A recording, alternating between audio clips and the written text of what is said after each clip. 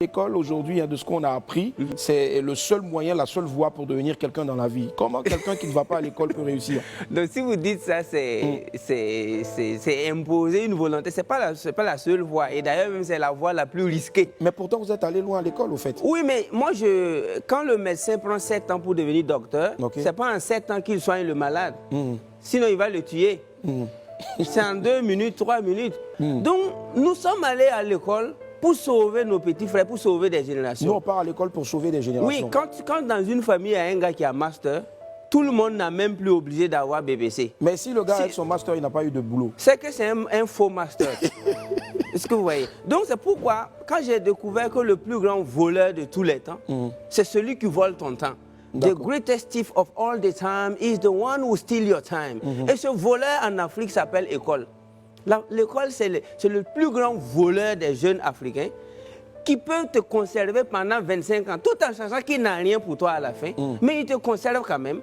C'est pourquoi j'ai dit à la jeunesse africaine que nous ne sommes pas des Chinois. Les Français, les Américains, les Indiens, ils vont à l'école pour préserver des acquis.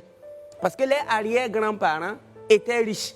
Mais si ton papa n'a rien, ta maman n'a rien, c'est toi qui cherches master, mais tu n'auras que tes yeux pour pleurer après. Parce Donc, qu'est-ce qu'il faut faire au lieu de chercher ce qu'il faut faire, il faut chercher l'essentiel. L'essentiel, c'est de savoir lire et écrire, de savoir raisonner. Et tu rentres dans l'auto-éducation. Pourtant, on lit et écrit, on apprend à lire et à écrire à l'école. Oui, mais quand on va remonter en 3000 ans avant Jésus-Christ, ils ont bâti les pyramides comment? Là, moi, je repose la question. Mais c'était des gens qui apprenaient dans le tas. Allez-y étudier l'histoire des Platon, les Aristote, les Épicures. À l'époque, la sagesse était livrée en live. Vous travaillez, ils faisaient des one-third. One-third, ça veut dire un tiers de ton temps, c'est pour apprendre. Un autre tiers de son temps, c'est pour appliquer. Et un autre tiers, c'est pour aider les autres. Donc, les gars prenaient cours maximum 3-4 heures par jour, et le reste c'était pour travailler et bâtir.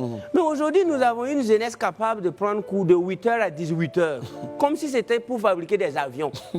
Et alors qu'après, c'est juste pour devenir chômeur. Donc, on ne peut pas risquer toute une vie et une jeunesse à la recherche d'un papier sur lequel on écrit nom, prénom, diplôme et puis cachet.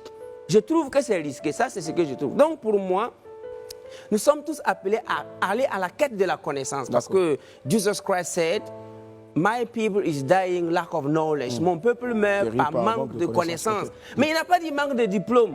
Il a dit manque de connaissance. La connaissance, c'est tout ce qu'il nous faut et tu dois payer le prix même qu'il faut pour connaître. D'accord. Mais est-ce que nous connaissons?